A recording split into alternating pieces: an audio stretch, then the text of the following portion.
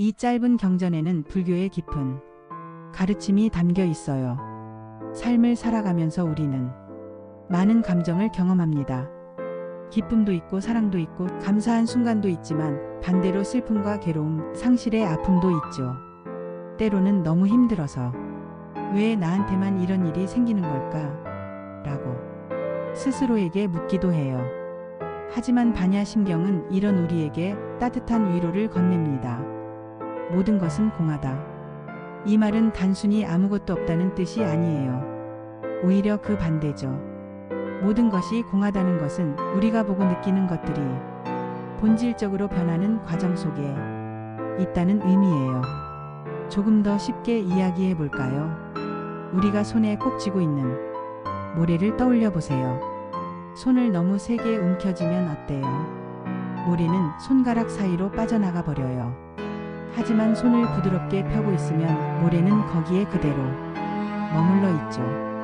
인생도 이와 같아요. 우리가 너무 집착하면 오히려 그것을 잃게 되고 자연스럽게 받아들이면 오랫동안 곁에 머물 수도 있어요.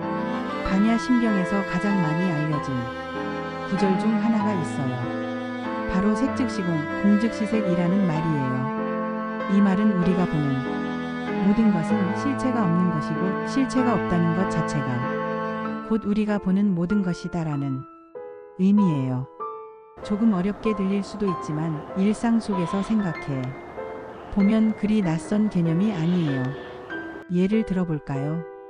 우리가 소중하게 여기는 물건이 있다고 해요.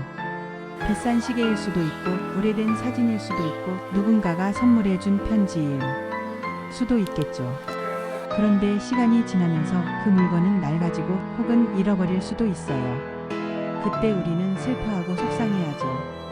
하지만 반대로 생각해보면 그 물건이 우리에게 의미를 가졌던 것은 우리가 거기에 의미를 부여했기 때문이에요. 시계 자체가 중요한 게 아니라 그것을 차고 있던 순간의 기억이 중요한 것이고 사진이 중요한 게 아니라 그 속에 담긴 감정과 추억이 중요한 거예요. 그렇다면 우리가 정말 붙잡아야 할 것은 물건 그 자체가 아니라 그 순간의 감정 그리고 그것을 소중히 여겼던 우리의 마음 아닐까요?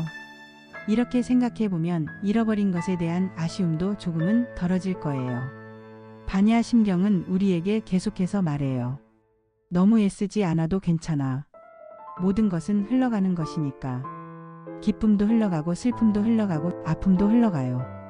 그 흐름을 거부하는 것이 아니라 자연스럽게 받아들이는 것이 바로 반야의 지혜예요. 그리고 마지막 주문이 나옵니다. 아제아제 바라아제 바라승아제 모지 사바아. 이 주문은 마치 속삭이듯 우리에게 말하고 있어요. 함께 걸어가자. 저 너머로. 저 깨달음의 길로. 그러니 너무 힘들어하지 않아도 돼요. 지금 당신이 겪고 있는 이 순간도 결국 흘러갈 테니까요.